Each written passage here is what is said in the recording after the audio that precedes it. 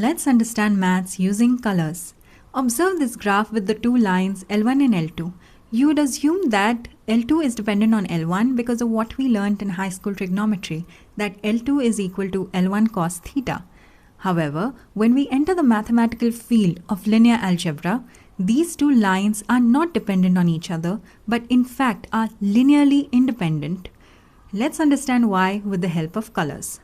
You may be familiar with the three primary colors red, yellow and blue.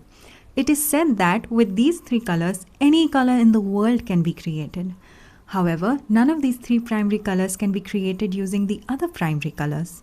Let's build on the notion that our assumption on these three primary colors is in fact true.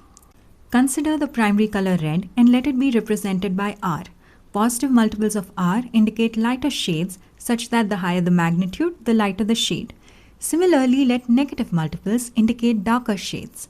Apply the same assumptions to the different shades of blue and yellow also.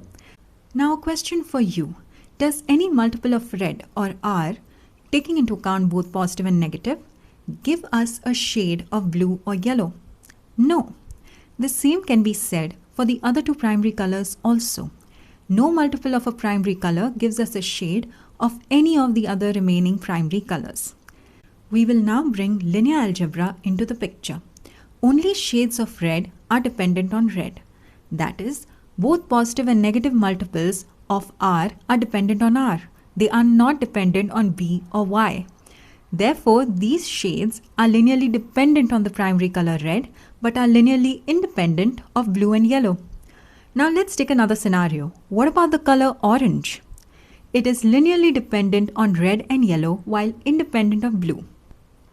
As you can see over here, this is a shade of orange that is dependent on a multiple of R and another multiple of Y. Similarly, different shades of orange are the sum of different multiples of red and yellow. Now let's go back to our original graph. Let's say L2 is the vector 1, 0 and L1 is 1, 1. You will observe that no scalar can be multiplied to L2 to obtain L1 and vice versa. Therefore, L1 and L2 are linearly independent of each other. However, vectors like 2, 0 and minus 1.50 are linearly dependent on L1, while vectors like 3, 3 and minus 2 are linearly dependent on L2. Further, vectors like 2, 1, 3, 2 and 3, 1 are linearly dependent on both L1 and L2. What about 0, 0? Which vector is it dependent on? Let me know your thoughts in the comment section.